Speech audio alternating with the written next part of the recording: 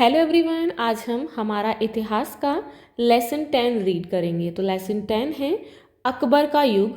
तो इसका युग कब तक रहा? 1556 ईस्वी से 1605 ईस्वी तक। बाबर ने भारत में मुगल वंश की नींव रखी, परंतु उसे स्थायित्व प्रदान करने का कार्य अकबर ने किया। यानी कि नींव किसने रखी? बाबर ने, और जो उसे स्थायित्व प्रदान की थी वो अकबर ने की। गुप्त वंश के लगभग 1000 वर्ष बाद अकबर ने भारत को पुनः एकता के सूत्र में बांधा। अकबर एक महान विजेता होने के साथ ही प्रजा के हित में कार्य करने वाला शासक था। अकबर का पूरा नाम जलालुद्दीन मोहम्मद अकबर था। उनके पिता का नाम हुमायूं तथा माता का नाम हमीदा बानो बेगम था। पिता की मृत्यु के समय अकबर केवल 13 वर्ष का था।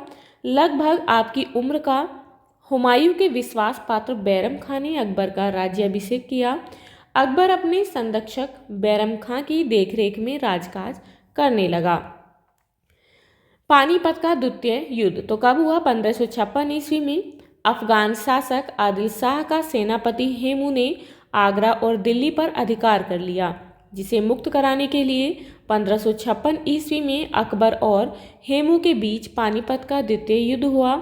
हेमू की सेना पराजित हुई और पंजाब, आगरा तथा दिल्ली अकबर के अधिकार में हो गए।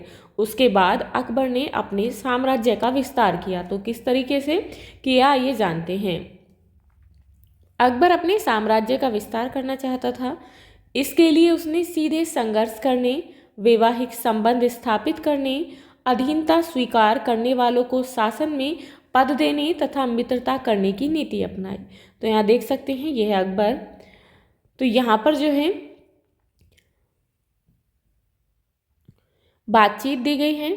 अकबर ने आमेर के राजपूत शासक राजा भारमल की पुत्री हरखाबाई यानी कि हरखाबाई उर्फ जोधाबाई से विवाह किया। अब यहाँ पर जो है आप देख सकते हैं, आज खुशी का दिन है, अकबर से हमारा रिश्ता जुड़ गया। किसने कहा है? यहाँ इसने कहा है। तो इस पर हाँ आप सही कहते हैं महाराज। तो ये जो है अपने महाराज से यानी कि अकबर से कह रहा है कि हाँ आप सही कह रहे हैं कि आज खुशी का दिन है, अकबर से हमारा रिश्ता जुड़ गया है। अकबर का यह विवाह हिंदुओं और मुसलमानों के बीच सद्भावना को बढ़ाने की एक कोशिश थी। इससे उसकी धार्मिक सहिष्णुता का भी पता चलता है। अकबर ने आमेर, जोधपुर, बीकानेर, जैसलमेर के राजपूतों को दरबार में सम्मानजनक स्थान दिया। राजपूत राजा भगवान दास तथा पुत्र मानसिंह को दरबार में सबसे ऊंचा स्थान दिया। कई राजपूतों ने अकबर की अधीनता स्वीकार कर ली, परंतु मेवाड़ के राणा प्रताप ने सर झुकाने से इनकार कर दिया। महाराज, यहाँ पर जो है फिर से बातचीत दी गई है। यहाँ पर ये कहते हैं कि महाराज आपके द्वारा हिंदुओं पर जजिया कर की समाप्ति से हिंदू अति प्रसन्न हैं। तो राजा जो है इसे सुनकर कहते हैं कि यह सुनकर मुझे खुशी हुई मानसिंह, यह जरूरी है कि हिंदू मुझ पर विश्वास करें। अब जो है यहाँ पर आप देख सकते हैं, ठीक है अब राणा पर आक्रमण किया। जब उन्होंने अकबर की अधीनता को स्वीकार करने से मना कर दिया तो अकबर कहता है कि ठीक है अब राणा पर आक्रमण किया जाए। और जल्दी ही अकबर की सेना और राणा प्रताप का सामना सन 1576 ईस्वी में हल्दी घाटी के मैदान में हुआ। थोड़ी संख्या में होते हुए भी राणा प्रताप ने मुगल सेना में उथल पुथल मचा दिया। आप देख सकते हैं ये यहाँ पर जो है युद्ध का चित्र दिया गया है। राणा प्रताप भीषण युद्ध करते हुए बुरी तरह घायल हुए और उन्हें परिवार सहित जंगल का आश्रय लेना पड़ा, यानी कि उन्हें जंगल में रहना पड़ा।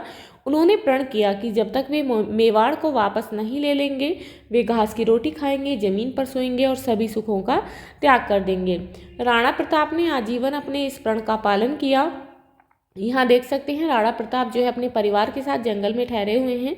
राणा ने 20 वर्षों के संघर्ष में देवार, उदयपुर और कोमल मीर स्वतंत्र करा लिए, परंतु चित्तौड़ व अजमेर अकबर के कब्जे में ही रहा। अकबर राजपूतों के साथ मित्रता का महत्व समझता था, अतः उसने राजपूत राज परिवारों के साथ वैवाहिक संबंध स्थापित कर अपनी स्थिति को सुदृढ़ बनाया। यानी कि जोधाबाई से विवाह करने के बाद उसने अपने आपसी संबंधों को मजबूत किया।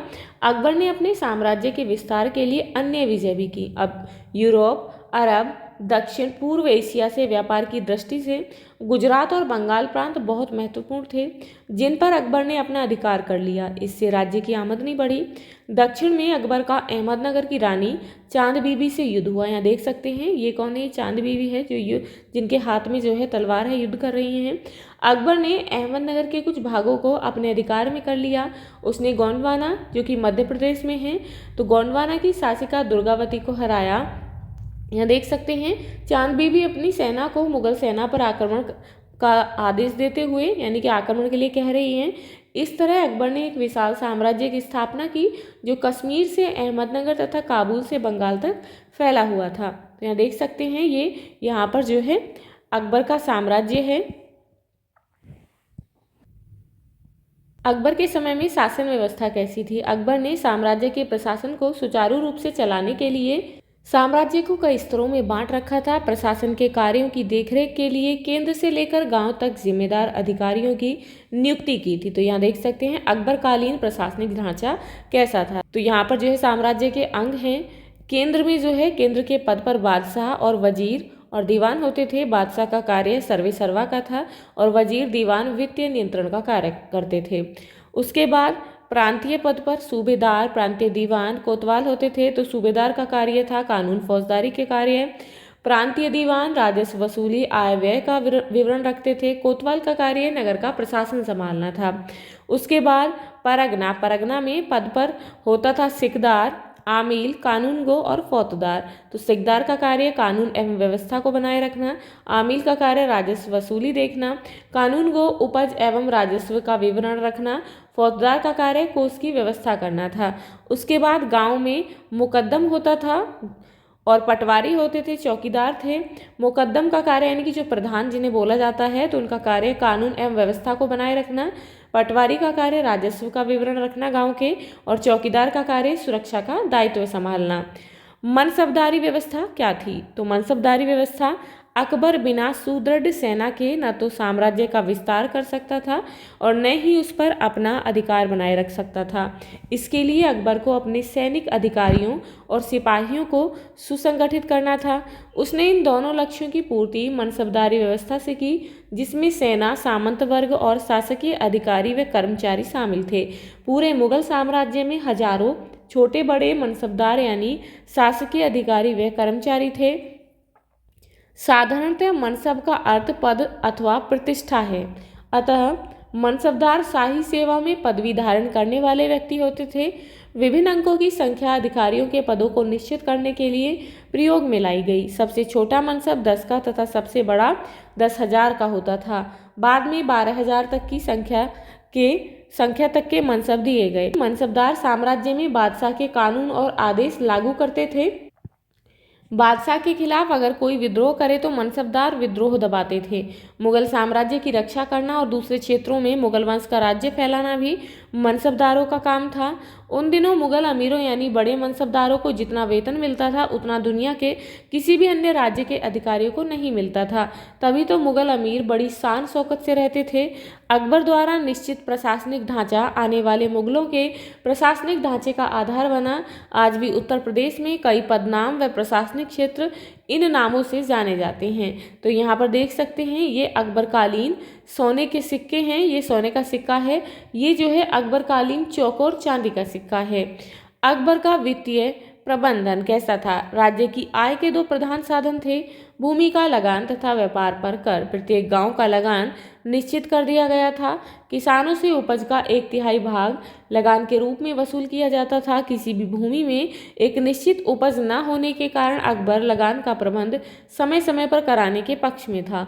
उसने भूमि की नाप कराकर लगान का लेखा बनाने का कार्य राजा टोडरमल को सौंपा।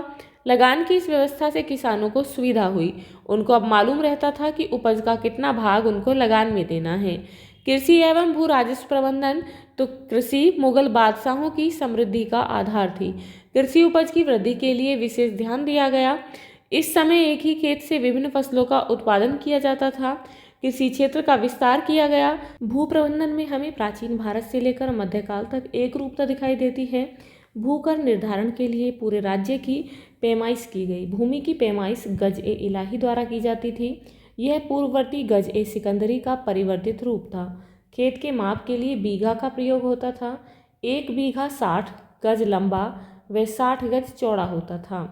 सामाजिक सामंजस्य के प्रयास। अकबर जानता था कि हिंदुओं के सहयोग के बिना वह न तो साम्राज्य का विस्तार कर सकता था और न ही साम्राज्य पर अपना अधिकार बनाए रख सकता था। इसके लिए उसने अनेक हिंदुओं को मनसबदार बनाया। इनमें अधिकांश राजपूत राजा थे जिनसे अकबर ने वैवाहिक संबंध बनाए तथा व्यक्तिगत संबंध स्थापित किए।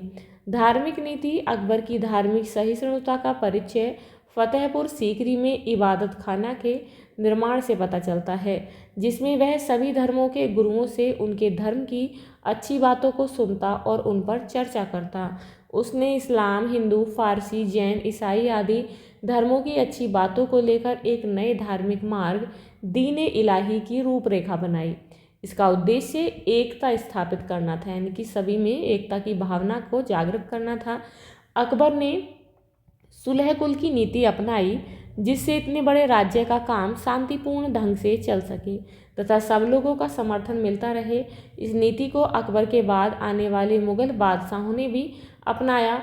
इस नीति पर हम भक्ति एवं सूफी आंदोलनों का स्पष्ट प्रभाव देख सकते हैं। इस नीति का पालन करते हुए राजमहल में अकबर ने हिंदू, पारसी आदि धर्मों की कुछ रीतियां माननी शुरू कर दी।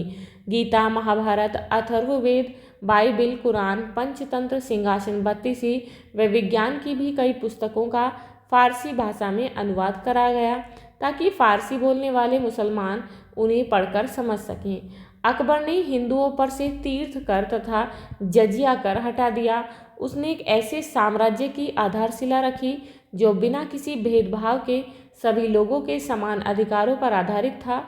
इस प्रकार अकबर के शासनकाल में राज्य अनिवार्य रूप से धर्मनिरपेक्ष, सामाजिक विषयों में उदार और चेतना तथा सांस्कृतिक एकता को प्रोत्साहन देने वाला बन गया। साहित्य। अकबर सदैव विद्वानों से विचार विमर्श करता था।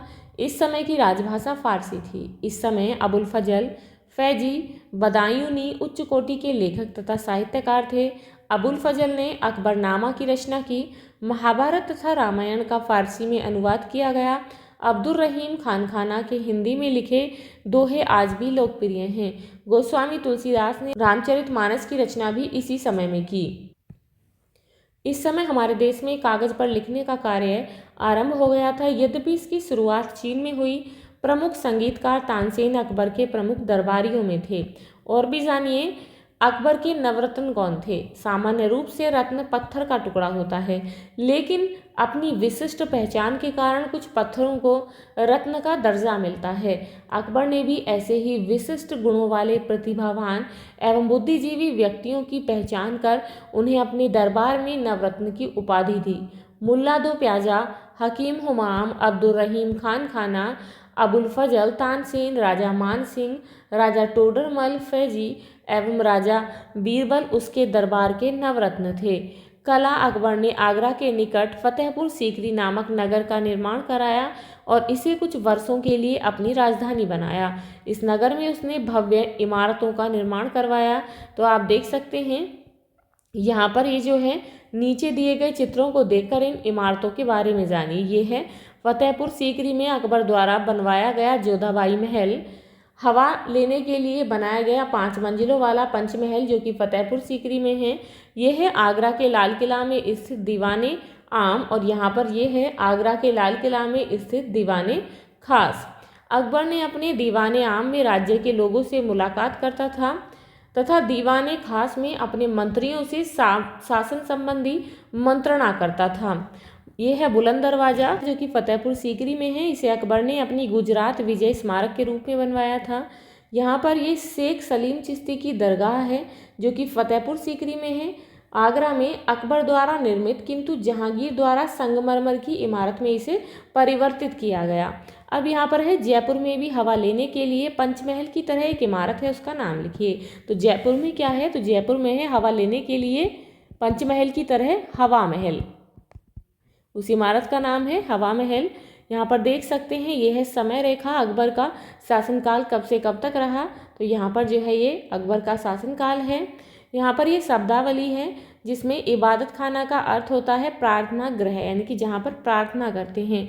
पंचतंत्र नीति कथाओं की पुस्तक पंचतंत्र कहलाती है। संरक्षक किसे कहते हैं? नाबालिग की देखभाल के लिए नियुक्त व्यक्ति संरक्षक कहलाता है। दीन-ए इलाही अकबर द्वारा चलाया गया धार्मिक मार्ग।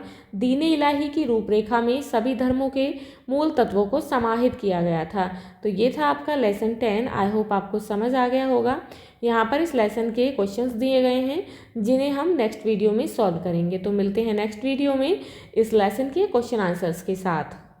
If you like this video, please like and share, and if you are new on this channel, please subscribe the channel. Thank you.